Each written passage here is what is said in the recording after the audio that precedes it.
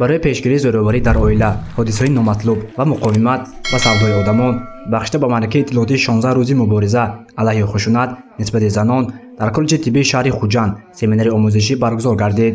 Дар семинар намоянда аз раёсати кор бо занон ва оилаи мақомоти иҷроии ҳокимияти давлатии вилояти Суғд, корманди иҷтимоии маркази занону Гулрухсор, ташкилоти ҷамъиятии фонди рушди ҷомеа, нозир оид ба пешгирии нашъамандӣ, раёсати агентии назорати маводи нашъавоварӣ назди президенти ҷумҳурии Тоҷикистон дар вилояти Суғд, устодон ва донишҷӯёни коллеҷи тиббӣ иштирок намуданд. дар тамоми ҷумҳурӣ шӯъбаи бахшии хадамоти муҳоҷират таъсис дода шуд, ки то имрӯз фаъолият буд истоданд ва ҳар яке шаҳрванде ки дар кадом минтақаи ҷумҳурӣ набошад метавонад пеш аз сафар албатта ба шӯъбаи бахшии хадамоти муҳоҷират муроҷиат намуда баъд ба сафар барояд. семинари омӯзишӣ таҳти унвони мо арзандаи ҳаёти осоишта ҳастем гузаронида шуд. семинар дар доираи 16 рӯзи алайҳи хушунат нисбати занон баргузор гардид.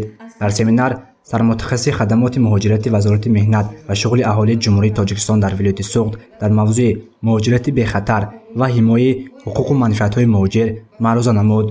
ҳамасола дар ҷаҳон аз 25 декабр то 2 ноябр 16 рӯзи мубориза алайҳи хушунат гузаронида мешавад. таърихи пайдоиши ин сана аз соли 1981 рост меояд. як гурӯҳ занони фаъоли ҷаҳон 25 ноябрро ҳамчун рӯзи мубориза алайҳи хушунат ҷашн мегиранд.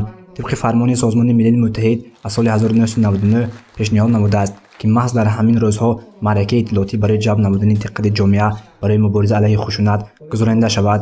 хушунат ба 4 гурӯҳ: ҷисмонӣ, иқтисодӣ, шаҳвонӣ ва равонӣ аст.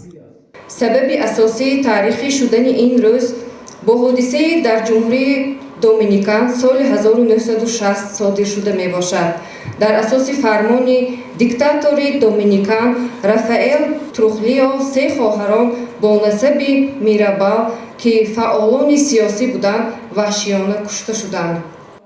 зӯроварӣ нисбати занон ин поймол шудани ҳуқуқи онҳо мебошад. бинобар ин ҳамасола 25 ноябр то 2 декабр дар доираи рӯзи ҳуқуқи инсон 16 рӯзи маъракаи иттилоотӣ гузаронида мешавад, ки мақсади он мубориза алайҳи хушунат нисбати занону бонувон дар ҷаҳон аст.